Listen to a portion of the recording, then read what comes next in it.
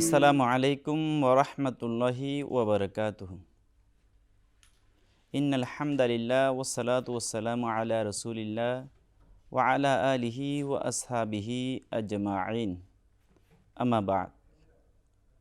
সম্মানিত দর্শক, দূরে কিংবা কাছে, দেশ কিংবা প্রবাস থেকে যে যেখান থেকে বাংলাদেশ টেলিভিশন চট্টগ্রামের নিয়মিত আয়োজন আজকের খুতবা অনুষ্ঠান দেখছেন, সবাইকে আন্তরিক প্রীতি ও শুভেচ্ছা জানিয়ে শুরু করছি আজকের এই পর্ব। আজকের এই পর্বের আলোচ্য বিষয় হচ্ছে মাহে রমাদানের গুরুত্ব ও তাৎপর্য। আর এই গুরুত্বপূর্ণ বিষয়ে আলোচনা রাখবার জন্য আমাদের মাঝে উপস্থিত হয়েছেন দুইজন ইসলামী ব্যক্তিত্ব। চলুন আসুন আমরা প্রথমে তাদের সাথে পরিচয় হয়ে আসি। আমার পাশে রয়েছে চট্টগ্রামের ঐতিহ্যবাহী দ্বীন শিক্ষা নিকেতন সিপাতলি জামিয়া গোসিয়া বহুমুখী কামিল এম.এ. মাদ্রাসার আল হাদিস অ্যান্ড ইসলামিক স্টাডিজ ডিপার্টমেন্টের সম্মানিত প্রভাষক, বিশিষ্ট ইসলামী চিন্তাবিদ হাফেজ মাওলানা আসিফ সাইফুদ্দিন চৌধুরী মাদ্দাজিলুল আলম। এর পাশে রয়েছে চট্টগ্রাম আগ্রাবাস্ত বারেক বিল্ডিং হাশেম সওদাগর জামে মসজিদের সুযোগ্য খতিবুল মুকাররম মাওলানা সৈয়দ মাসুম কামাল আল আজহারি মাদ্দাজিলুল আলম। আপনাদের দুজনকে আমাদের স্টুডিওতে স্বাগতম জানাচ্ছি। আমাদের আজকের আলোচ্য বিষয়ের আলোকে আমাদের দুইজন বিজ্ঞ আলোচকদের কাছ থেকে আমরা মাহে রমাদানের গুরুত্ব তাৎপর্য নিয়ে বিস্তারিতভাবে শুনব। প্রথমে আমি যাচ্ছি মাসুম কামাল আজহারি মহোদয়ের কাছে। যে আমরা জানি এই মাস মাহে রমাদান মুবারক, সর্বশ্রেষ্ঠ মাস। মাহে রমাদান কি, এ বিষয়ে আপনি প্রথমে দর্শকদের উদ্দেশ্যে বলবেন। সূরাতুল বাকারার এই আয়াত আল্লাহ রাব্বুল আলামিন বলেন যে তোমাদের উপর রোজা ফরজ করা হয়েছে যেভাবে পূর্ববর্তীদের উপরও রোজাটা ফরজ ছিল। অন্য আয়াতে আমরা দেখি যে লাআল্লাকুম তাত্তাকুন, এবং রোজার অন্যতম উদ্দেশ্য হচ্ছে মানুষকে পরহেজগার বানানো, মুত্তাকি বানানো, আল্লাহ ভীরু বানানো। আমরা যদি রোজার প্রেক্ষাপটগুলো আমরা চিন্তা করি, পূর্ববর্তী সমস্ত নবীদের উম্মতের উপরও এই রোজাটা ফরজ ছিল, যেমনটি আল্লাহ রাব্বুল আলামিন অত্র আয়াতে বলেছেন। মুফাসসিরিনে কেরামরা এগুলার বিশদ বর্ণনা দিয়েছেন। হজরতে আদম আলাইহিস সালাম, ওনার সময় রোজা ছিল আইয়ামে বীজের রোজা ফরজ ছিল, 13, 14, 15 প্রতি চন্দ্র মাসের। এরপরে আমরা যদি দেখি হজরতে দাউদ আলাইহিস সালামের রোজা, সেটি ছিল পুরো লাইফ টাইম, পুরো জীবনভর উনি একদিন পর একদিন রোজা রাখতেন ওনার উম্মতেরা সহ। এভাবে আমরা হজরতে নূহ আলাইহিস সালামের সময় আমরা দেখতে পাই হজরত নূহ আলাইহিস সালাম পুরো জীবন রোজা রাখতেন, শুধুমাত্র ঈদুল ফিতর এবং ঈদুল আজহাতে উনি রোজা ছাড়তেন। এবার আসুন আমাদের প্রিয় নবী হজরত মুহাম্মদ মুস্তাফা সাল্লাল্লাহু আলাইহি ওয়াসাল্লামের সময়কালের রোজা। আমার নবীজি যখন মক্কায় ছিলেন, মক্কি জীবনে আমার নবীজি রোজা পালন করতেন, ওরকম ফরজ কোনো রোজা পালন উনি করতেন না। আশুরার রোজাটা উনি পালন করতেন। নও মুসলিম যারা সাহাবে একরামরা ছিল ওনাদেরকে বলতেন আশুরার রোজাটা পালন করার জন্য, এতটুকুই। এরপরে যখন মদিনা শরীফ, যখন আমার নবীজি হিজরত করলেন, ওখানে মদিনা ভিত্তিক ইসলাম প্রতিষ্ঠা হলো, সেখানে আমার নবীজি সাল্লাল্লাহু আলাইহি ওয়াসাল্লাম যখন ইহুদিদের সেই আশুরার রোজাটা দেখতে পেল মুসলমানরা, আমার নবীজি সাল্লাল্লাহু আলাইহি ওয়াসাল্লাম বললেন, হ্যাঁ আমরাও সেই আশুরার রোজাটা রাখব, কারণ মুসা আলাইহিস সালামের প্রতি সম্মান দেখানো, মহব্বত দেখানোর হকদার আমরা বেশি। তখন আশুরা অর্থাৎ মুহররমের 10 তারিখ রোজাটা তখনকার জন্য ফরজ ছিল, হিজরতের প্রথম বছর। এরপরে যখন হিজরতের দ্বিতীয় হিজরি আসলো, অর্থাৎ দ্বিতীয় বছর, তখন আল্লাহ রাব্বুল আলামিন, আপনি যে কোরআনে কারীম তেলাওয়াত করলেন সূরা বাকারার 183 নম্বর 185 নম্বর আয়াতে আল্লাহ রাব্বুল আলামিন বললেন, ইয়া আইয়ুহাল্লাযীনা আমানু কুতিবা আলাইকুমুস সিয়ামু কামা কুতিবা আলাল্লাযীনা মিন ক্বাবলিকুম লাআল্লাকুম তাত্তাকুন। অন্য আয়াতে আল্লাহ রাব্বুল আলামিন বলছেন, শাহরু রমাদান আল্লাযী উনজিলা ফীহিল কুরআন, এরপরে 85 নম্বর আয়াতে বলছেন। এবং সেই আয়াতের সিরিয়ালে এই আয়াতটা আছে ফামান শাহিদা ফামান শাহিদা মিনকুমুশ শাহরা ফালিয়াসুমহু। এই আয়াত দিয়ে আল্লাহ রাব্বুল আলামিন উম্মতে মুহাম্মদের জন্য সেই পুরো মাস রমজান মাসের রোজাটা ফরজ করেছেন।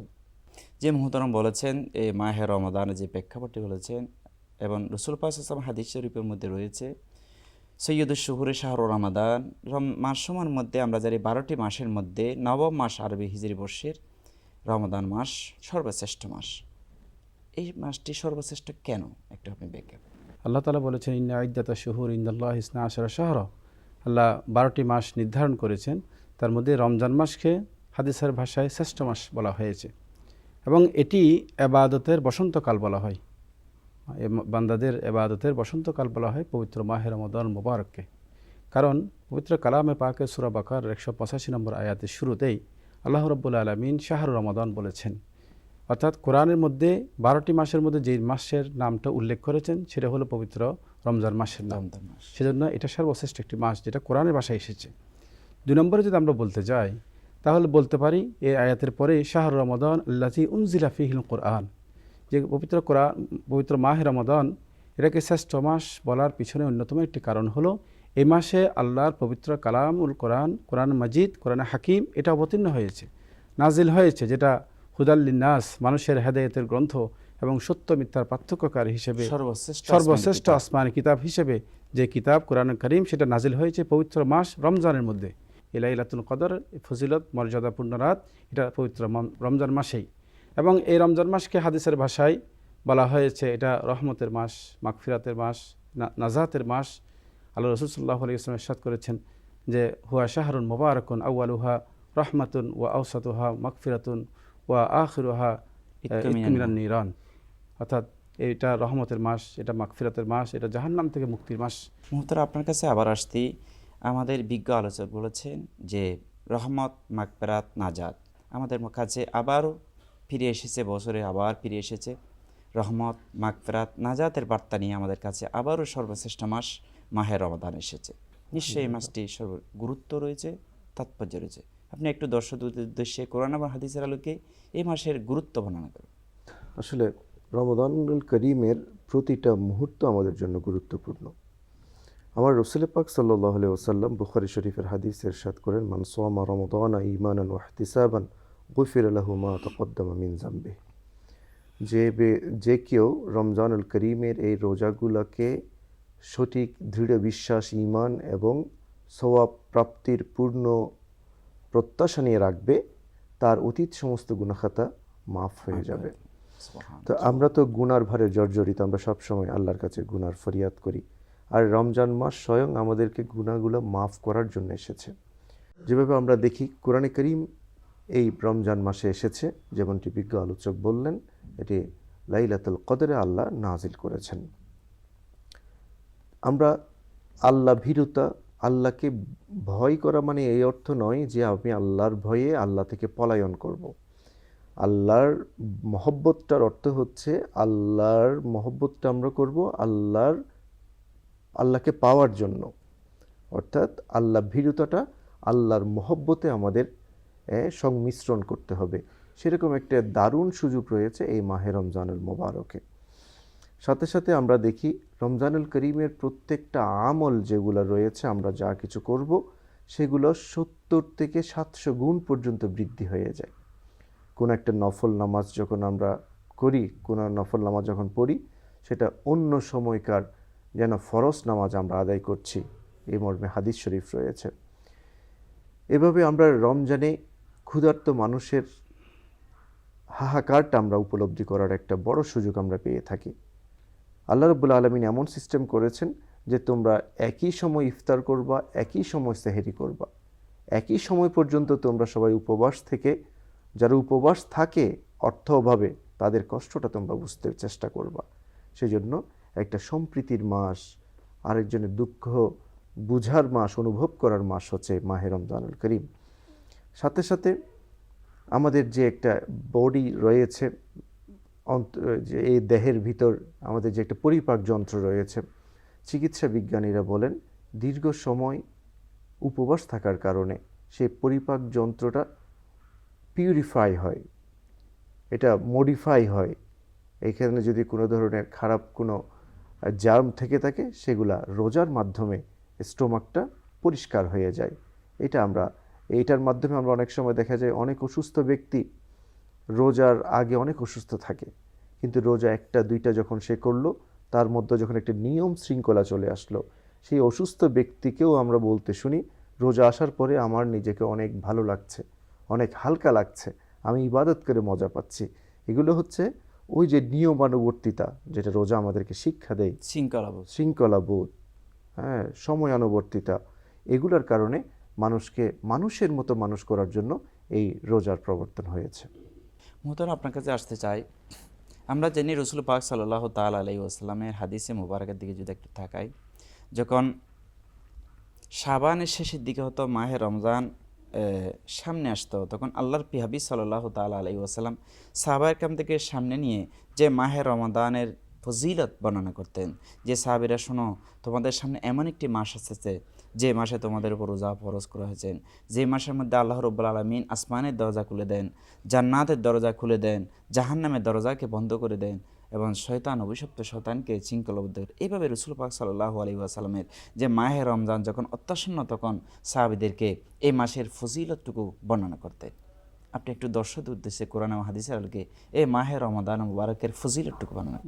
আল্লাহ রসুল সাল্লাল্লাহু তাআলা আলাইহি ওয়াসাল্লামা সাহাবায়ে কেরামদেরকে একত্রিত করে একটা রমজানের করণীয়, রমজানের ফজিলত, গুরুত্বগুলো নিয়ে তাদের সাথে আলোচনা করতেন, তাদের সামনে উপস্থাপন করতেন। সেখানে আল্লাহ রসুল সাল্লাল্লাহু আলাইহি ওয়াসাল্লাম এই পবিত্র কালামে পাকে সূরা বাকারার 183 নম্বর যে আয়াত, যে বিসমিল্লাহির রহমানির রহিম, ইয়া আইয়ুহাল্লাযীনা আমানু কুতিবা আলাইকুমুস সিয়াম কামা কুতিবা আলাল্লাযীনা মিন ক্বাবলিকুম লাআল্লাকুম তাত্তাকুন, অর্থাৎ রোজা ইমানদারদের উপর ফরজ করা হয়েছে, যেইভাবে ইতিপূর্বে ফরজ করা হয়েছিল। এইটা বলে, ইতিপূর্বে ফরজ করা হয়েছিল এটা বলে আল্লাহ এই ইমানদারদেরকে একটা সান্ত্বনা দিয়েছেন যে তোমরা ভয় পাওয়ার কারণ নেই, শবে সাদিক থেকে নিয়ে সূর্যাস্ত পর্যন্ত সারাদিন উপবাস থাকবে, এতে ভয়ের কোনো কারণ নেই, কারণ এই রোজার আমলটা ইতিপূর্বে এটা করেই এসেছে সকল উম্মতরা। অতএব এটার মাধ্যমে যেন মানুষ তাকওয়া অর্জন করে, পরহেজগারি অবলম্বন করে। এটা আরেকটি হলো হাদিসে পাকের মধ্যে আল্লাহ রাসূল সাল্লাল্লাহু আলাইহি ওয়াসাল্লাম ইরশাদ করেছেন, যখন ইজা জা রমাদান ফুতিহাত আবওয়াবুর রাহমা, যখন জান্নাতের চাঁদ উদিত হয়, মাহে রমজানের চাঁদ উদিত হয়, তখন আসমানের দরজাগুলো খুলে দেওয়া হয়, রহমতের দরজাগুলো খুলে দেওয়া হয়, জান্নাতের দরজাগুলো খুলে দেওয়া হয়, জাহান্নামের দরজা বন্ধ করে দেওয়া হয় এবং শয়তানকে শিকলবদ্ধ করা হয়, যাতে মানুষ বেশি বেশি আল্লাহর রহমত প্রত্যাশী হয়, গুনাহের কাছ থেকে, মন্দনীয় কাছ থেকে, নিন্দনীয় কাছ থেকে মানুষ যেন পরহেজ করে। এবং অন্য হাদিসের মধ্যে আল্লাহ রাসূল সাল্লাল্লাহু আলাইহি ওয়াসাল্লাম ইরশাদ করেছেন, যে বলেছেন সেখানে যে রোজার ফজিলত মানে রোজাদারের ফজিলত, মূলত রোজাদারের ফজিলত। রোজাদারের ফজিলত কি? যে বিজ্ঞ আলোচক ইতিপূর্বে উল্লেখ করেছেন যে মান সামা রমাদান ঈমান ওয়া ইহতিসাবান গুফিরা লাহু মা তাকাদ্দামা মিন যামবি, যে কোনো ব্যক্তি যদি ঈমানের সাথে আন্তরিকতা নিয়ে যদি রোজা রাখে, তাহলে আল্লাহ রাব্বুল আলামিন তার জীবনের গুনাহগুলোকে আল্লাহ মাফ করে দেন। সুবহানাল্লাহ। সেটা হাদিসে পাকের মধ্যে এসেছে, আস-সাওমু জুন্নাতুন, অর্থাৎ রোজা মানুষের ঢাল স্বরূপ। কিসের থেকে ঢাল স্বরূপ? গুনাহের কাছ থেকে। মানুষ যখন রোজা রাখে তখন গুনাহের কাছ থেকে সে বিরত থাকে। মানুষ যখন রোজা রাখে, আল্লাহ রাব্বুল আলামিন তার রোজার বিনিময় হিসেবে জাহান্নাম থেকে তাকে মুক্তি দেন। তো জাহান্নাম থেকে ঢাল স্বরূপ। অন্য হাদিসে কুদসির মধ্যে আল্লাহ রাসূল সাল্লাল্লাহু আলাইহি ওয়াসাল্লাম বলেছেন, আল্লাহ রাব্বুল আলামিন ইরশাদ করেছেন যে আস-সাওমু লি ওয়া আনা আজজি বি, রোজা, আর রোজা আমার জন্য, আর এর প্রতিদান আল্লাহ রাব্বুল আলামিন বলেন এই প্রতিদান আমি নিজেই দিব। আল্লাহ যে, অথবা আমি নিজেই এর প্রতিদান। আল্লাহ যেহেতু মহান, আল্লাহ সত্তা যেহেতু মহান, তার উজরতটা, তার প্রতিদানটা অনেক মহান হবে, যেটা আমাদের মতন ক্ষুদ্র মানুষ আমরা এটা কখনো চিন্তাও করতে পারি না। হয়তো আল্লাহ দিদা দিয়ে, আল্লাহ জান্নাত দান করে, আল্লাহ নিয়ামতের বাড়ি দ্বারা বর্ষণ করে, রহমতের বাড়ি ঝর্ণা দ্বারা বর্ষণ করে মানুষকে নিয়ামত প্রাপ্ত করবেন। অন্য হাদিসের মধ্যে ইরশাদ করেছেন যে আল্লাহ রাসূল বলছেন যে মানুষ যখন রোজা রাখে, এই রোজা কাল কিয়ামতের ময়দানে আল্লাহর কাছে সুপারিশ করবে তার গুনাহ মাফের জন্য। সুবহানাল্লাহ। সর্বশ্রেষ্ঠ মাস মাহে রমজান বলছি, এটার ফজিলত এই কম সময়ে বর্ণনা করে শেষ করা যাবে না। এটা হচ্ছে সর্বশ্রেষ্ঠ মাস। মোহতারাম, আপনার কাছে আসছি, আমাদের বিজ্ঞ আলোচক ইতিপূর্বে বলেছেন মাহে রমজান হচ্ছে ইবাদতের বসন্ত মাস, ইবাদতের মাস মাহে রমাদান। একজন মুমিন বান্দা হিসেবে আমাদের দর্শকদের উদ্দেশ্যে বলবেন যে কি কি ইবাদত। আমরা জানি আল্লাহ রাব্বুল আলামিন কোরআনে কারীম বলছেন শাহরু রমাদান আল্লাযী উনজিলা ফিল কুরআন, কোরআনে মাস হচ্ছে মাহে রমাদান। আমরা কোরআন তেলাওয়াত করব, আমরা আরও কি কি আমরা ইবাদত করতে পারি একজন মুমিন বান্দা হিসেবে, আপনি একটু দর্শকদের উদ্দেশ্যে যদি বলতেন। আল্লাহ রাব্বুল আলামিন মানুষকে এবং জিন জাতিকে সৃষ্টি করেছেন ইবাদতের জন্য। ওমা খালাকতুল জিন্না ওয়াল ইনসা ইল্লা লিয়াবুদুন, কোরআনে কারীম। কিন্তু আমরা ওই যে শয়তানের প্ররোচনার কারণে আমরা অনেক সময় এই আল্লাহর এই ডিউটিগুলো পালন করা থেকে আমরা অবহেলিত থাকি, আমরা নিজেরা নিজেকে ধোঁকা দিই। মাহে রমজানুল করিম এর আগে যে বিষয়বস্তুটা উত্থাপন হয়েছিল, মাহে রমজানুল করিম আসলেই শয়তানকে শৃঙ্খলাবদ্ধ করে ফেলা হয়, শিকল দিয়ে বেঁধে রাখা হয়। বেঁধে রাখা হয়। তখন ওয়াসওয়াসা তথা প্ররোচনার সেই মাত্রাটা 99% কমে যায়। কমে যায়। তো তখন ইবাদতের একটা মানে জোয়ার সৃষ্টি হয় মানুষের মধ্যে। আমাকে যেই জন্য সৃষ্টি করা হয়েছে, মাঝখানে যে একটা আবরণ, সেটা যখন উঠিয়ে নেওয়া হয়েছে, তখন ইবাদতের একটা মজা চলে আসলো। সাথে সাথে আমার রাসূল পাক সাল্লাল্লাহু আলাইহি সাল্লাম তো নিজে বলেছেন যে শাবানের শেষ লগ্নে, যে হাদিসটা একটু আগে আপনি আপনার উত্থাপন করার চেষ্টা করেছেন, আমার রাসূল সব সাহাবীকে ডেকে বললেন, কদ আযাল্লাকুম শাহরুন আজিমুন মুবারাক, তোমাদেরকে ছায়া দিতে আসছে একটা মহান বরকতময় আজিম একটা মাস। এটা বলে মানুষকে, সাহাবায়ে কেরাম তো তখন ছিল, এটা কিয়ামত পর্যন্ত সবাইকে আমার প্রিয় রাসূল সাল্লাল্লাহু আলাইহি ওয়াসাল্লাম ইবাদতের প্রতি উদ্বুদ্ধ করেছেন। আমরা দেখি মাহে রমজানুল করিমের যদি আমরা সুবহে সাদেক থেকে যদি শুরু করি, সুবহে সাদেকটা আমরা এইভাবে শুরু করতে পারি যে আমরা সালাতুত তাহাজ্জুদ আদায় করার মাধ্যমে এরপরে আমরা সাহরি আমরা গ্রহণ করতে পারি। হ্যাঁ, আমার রাসূল পাক সাল্লাল্লাহু আলাইহি ওয়াসাল্লাম বলেছেন যে তোমরা সেহরি খাও, কারণ ওখানে বরকত রয়েছে। হ্যাঁ, তো এটা আমরা যথাসময়ে সেহরিটা আদায় করে আমরা কিছু কোরআন তেলাওয়াত করে আমরা ফজরের নামাজ বা জামাত আদায় করতে পারি। এরপরে আমরা কিছু ঘুমাতেও হবে, ইবাদতের জন্য ঘুমের প্রস্তুতির দরকার রয়েছে। ঘুম থেকে উঠে আমরা আবার তেলাওয়াতে কোরআন, সাথে সাথে তরজমা, এবং যেহেতু সময় আছে, শয়তানের কোনো কুমন্ত্রণা কাজ করছে না, আমরা এগুলোকে একটা গ্রাফ করে নিতে পারি, একটা চার্ট করে নিতে পারি। আমরা কতক্ষণ কোরআনে কারীম তেলাওয়াত করব, কয় খতম আমরা দিব, কয় পারা করে ডেইলি আমরা পড়ব, কয় পারার তরজমা তাফসীর আমরা জানব, এভাবে আমরা হাদিসে পাক থেকে কিছু আমরা জানব। এইভাবে আমরা ওয়াক্তের নামাজগুলো আদায় করার সাথে সাথে আমরা মাঝখানে কিছু অতিরিক্ত নফল নামাজ আমরা পড়ব। কোনো নফল নামাজ ছেড়ে দেওয়ার কোনো মানে সুযোগ এই মাহে রমজানে নাই, কারণ আমার রাসূল বলেছেন যেই ব্যক্তি এই মাহে রমজানের নফল আদায় করলো, সে রমজান ছাড়া যেন ফরজ নামাজ আদায় করলো, মুখ্যম সুযোগ রয়েছে। এভাবে আমরা উজুর নামাজ যেগুলো রয়েছে, শুকরিয়ার নামাজ রয়েছে, অন্যান্য নামাজগুলো আমরা সলাতুদ দোহা আমরা আদায় করতে পারি। এভাবে আমরা মাহে রমজানে কিছু কাজা আদায় করলে এটা 700 ওয়াক্ত কাজার সমান হয়ে যাবে। আমরা আশা করতে পারি আল্লাহ রাব্বুল আলামিন আমাদের পক্ষ থেকে সে কাজা আল্লাহ কবুল করবেন। সাথে সাথে আমরা মাগরিবের পরে সালাতুল আওয়াবিন পড়তে পারি, ইফতার করতে পারি। আমরা এর আগে ইফতার আছে, ইফতার তো অনেক বরকতময় একটা ইবাদত। বান্দা যখন আল্লাহর রিজিক দিয়ে আহার করে, এটা শুধু আহার নয়, আল্লাহ বলেন যে আমি ফেরেশতাদেরকে নিয়ে তখন খুশি উদযাপন করি।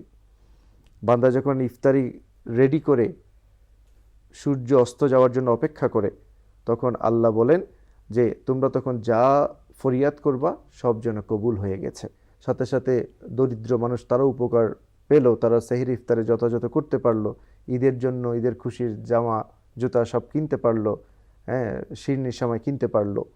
আর আপনি সুন্দর বলেছেন, বিশেষ করে জাকাতের ব্যাপারে, এটা কিন্তু আমাদের জন্য ম্যান্ডেটরি, যাদের জাকাত ফরজ হয়েছে।